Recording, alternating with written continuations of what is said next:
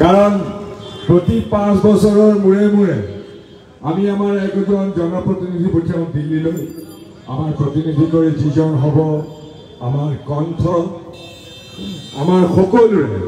আশা আকাংক্ষাক যিজনে প্ৰতিফলিত কৰিব পাৰে এইবাৰ এইটো নিৰ্বাচন আৰু বেছি গুৰুত্বপূৰ্ণ হৈ পৰিলে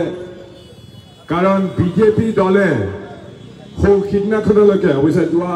কেইদিনমানত তেওঁলোকৰ সেই কণ্ঠস্বৰ স্তিমিত হৈ গ'ল অলপ ঠাণ্ডা হৈ গ'ল যে তেওঁলোকে শ্লোগান দিছিলে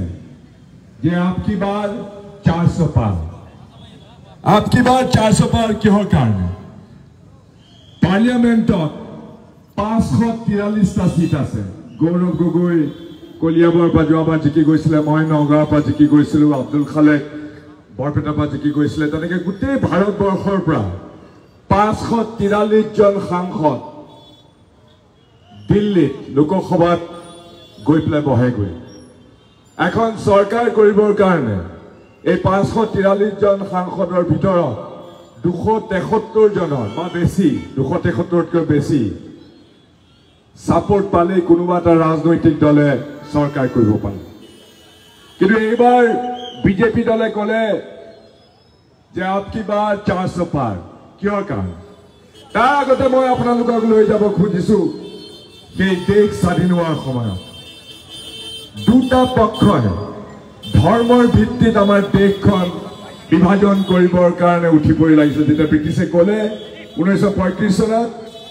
যে हम इंडिया छोड़ के चले जाएंगे तो आपका देश स्वाधीन हो जाएगा तो दूटा पक्ष एफाले हल मुस्लिम लीग मोहम्मद अली जिन्ना और आनटो पक्ष हल RSS मुस्लिम लीगे कले जे मुसलमानर कारण एखन देश लागिब और RSS कले जे हिंदुर कारण एखन देश लागिब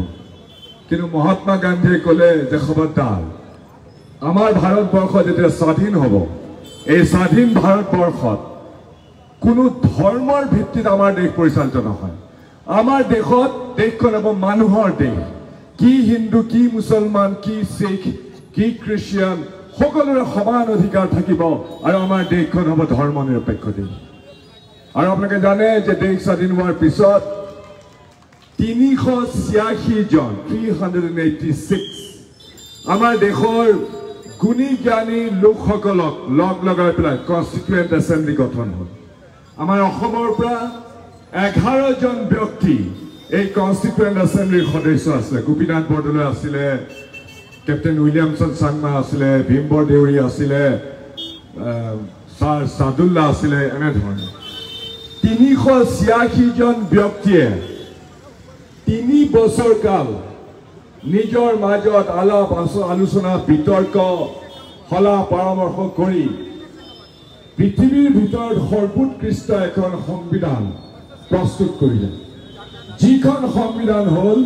যিখন সংবিধানে কয় যে আমাৰ দেশৰ চৰকাৰ কেনেকৈ চলিব আমাৰ গণতন্ত্ৰ কেনেকৈ চলিব গোটেইবিলাক এই সংবিধানখন এইখন সংবিধান মই আজি লৈ আহিছো এইখন কনস্টিটিউশন অফ ইণ্ডিয়া এইখন সৰু আকাৰৰ এখন কনস্টিটিউশন কিন্তু এইখন কনস্টিটিউশন হল আমাৰ সকলোৰে কাৰণে গণতন্ত্ৰ ভাল পোৱা যিকোনো নাগৰিকৰ কাৰণে এইখন কনস্টিটিউশন দেশ চলাবৰ কাৰণে হল এখন আমাৰ কাৰণে বাইবেল আমাৰ কাৰণে কুৰাণ আমাৰ কাৰণে গীতা আমাৰ কাৰণে সকলো এইখন কনস্টিটিউশনৰ ওপৰত আমাৰ দেশখন প্ৰতিষ্ঠিত কিন্তু বিজেপিৰ এটা বেলেগ ধান্দা আছে এইবাৰ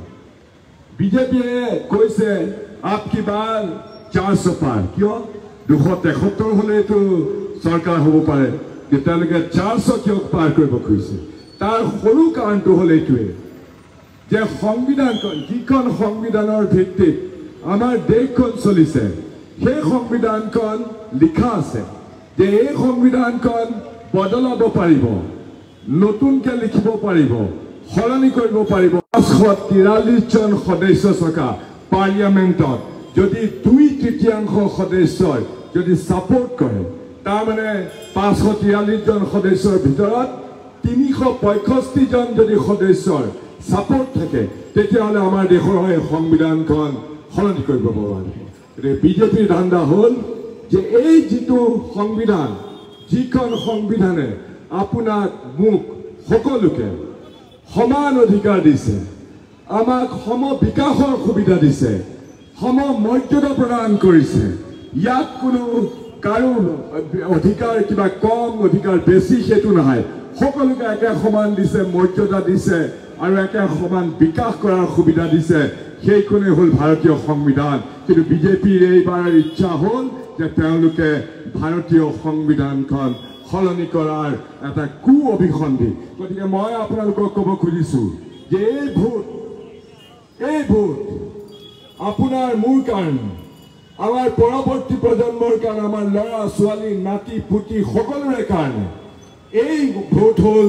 7 তাৰিখৰ ভোট হ'ল কৰেংগে ইয়া মৰেংগে। কাৰণ আমি কোনো পৰ্যায়ে এইখন সংবিধান আমি বদলাবলৈ দিব নোৱাৰোঁ। কাৰণ আমি কোনো পৰ্যায়ে আমাৰ দেশখন সলনি হোৱাটো আমি দিব নোৱাৰোঁ। মই সৰু উদাহৰণ এটা দিব খুজিছোঁ।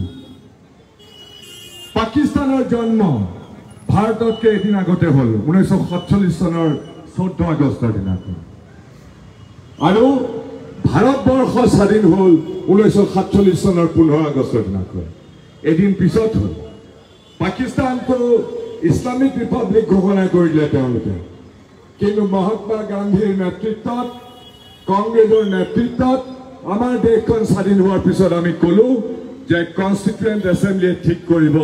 এই সংবিধানে ঠিক কৰিব। আৰু সংবিধানে ঠিক কৰিলে যে আমাৰ দেশখন ধৰ্ম নিৰপেক্ষ দেশ হ'ব। পাকিস্তান আমাতকৈ এদিন আগতে জন্ম হ'ল, ধৰ্মৰ ভিত্তিত প্ৰতিষ্ঠিত এখন দেশ। কিন্তু আজি চাওক, ধৰ্ম নিৰপেক্ষ দেশ ভাৰতবৰ্ষত প্ৰত্যেক আমাৰ ভাৰতীয় নাগৰিকে এই মুকলি আকাশৰ তলত গৰ্বৰে থিয় হৈ মূৰ তুলি গৰ্বৰে ক'ব পাৰে যে হয়, মই এজন অসমীয়া, মই এজন ভাৰতীয়, মই এজন মুছলমান, মই এজন হিন্দু। ভাৰতবৰ্ষ হুৱাই আগুৱাই গ'ল। আজি ভাৰতবৰ্ষ যদি ছুপাৰ পাৱাৰ হ'বলৈ গৈছে পৃথিৱীত, তাৰ কাৰণ হ'ল যে আমাৰ এই প্ৰজন্ম আমি চবেই জানো যে গোটেই পৃথিৱীৰ আটাইতকৈ ডাঙৰ আটাইতকৈ এডভান্স কাণ্ট্ৰিবিলাকত আজি আমেৰিকাৰ চিলিকন ভেলী, আজি ৱাল ষ্ট্ৰীট নিউয়ৰ্কৰ, আজি জাৰ্মানী, আজি UK, আজি চাইনাৰ টাইৱান, সকলোতে আমাৰ দেশৰ ল'ৰা ছোৱালীয়ে গৈ পেলাই কণ্ট্ৰল কৰিছে, ইকনমি কৰিছে, IT কৰিছে, ইনফৰমেশ্যন টেকনলজি কৰিছে, আৰ্টিফিচিয়েল ইণ্টেলিজেঞ্চ কৰিছে। কাৰণ আমাৰ দেশত না হিন্দু, না মুছলমান, না খ্ৰীষ্টানৰ ভিত্তিত আমাৰ দেশ চলা নাই। আমাৰ দেশ চলিছে মুকলি পৰিৱেশত। আমাৰ সকলোৰে উঠি অহা প্ৰজন্মৰ কাৰণে ব্যক্তিত্ব বিকাশৰ এটা সুবিধা দিছে। এই আপোনালোকে কেনেকুৱা ভৱিষ্যত আপোনালোকে এৰি থৈ যাব আপোনালোকৰ ভৱিষ্যতৰ কাৰণে, আপোনালোকৰ ভৱিষ্যত বংশধৰৰ কাৰণে, সেই সিদ্ধান্ত আপোনালোকে ল'ব। কিন্তু মই আপোনালোকক অনুৰোধ কৰিবলৈ আহিছোঁ, আপোনালোকে ভাবি চাওক যে আপোনাৰ ল'ৰা ছোৱালীয়ে এই বিজেপিৰ বা এই মুছলিম লীগৰ বা AIDF-ৰ এই সাম্প্ৰদায়িক শক্তি ভৰ্তি থকাটো বিচাৰে নেকি? আজি কংগ্ৰেছে, আজি মীৰা বৰঠাকুৰ ডাঙৰীয়ানে একেলগে দুটা সাম্প্ৰদায়িক শক্তিৰ সৈতে আজি যুদ্ধত নামিছে। আৰু মীৰা বৰঠাকুৰৰ কথা আমি জানো। হয়, আপোনালোকৰ আশা আকাংক্ষাক শক্তিশালীভাৱে প্ৰতিফলিত কৰাৰ যদি কাৰোবাৰ শক্তি আছে, প্ৰতিফলিত কৰিব পৰা যদি কাৰোবাৰ মেধা আছে, তেতিয়াহ'লে ভাৰতীয় জাতীয় কংগ্ৰেছৰ এয়া মীৰা বৰঠাকুৰ ডাঙৰীয়া। গতিকে মই আপোনালোকে আহ্বান জনাইছোঁ, আপোনালোকে যেন অহা 7 মে'ৰ দিনাখন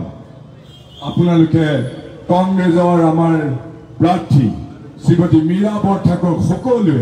হাতৰ চিনত ভোট দি আপোনালোকৰ এগৰাকী যোগ্য প্ৰতিনিধি হিচাপে আপোনালোকে দিল্লীলৈ পঠিয়াওক, পাৰ্লিমেণ্টলৈ পঠিয়াওক, যাতে আপোনালোকৰ আশা আকাংক্ষাক শক্তিশালীভাৱে তেওঁ প্ৰতিফলিত কৰিব পাৰে। ধন্যবাদ।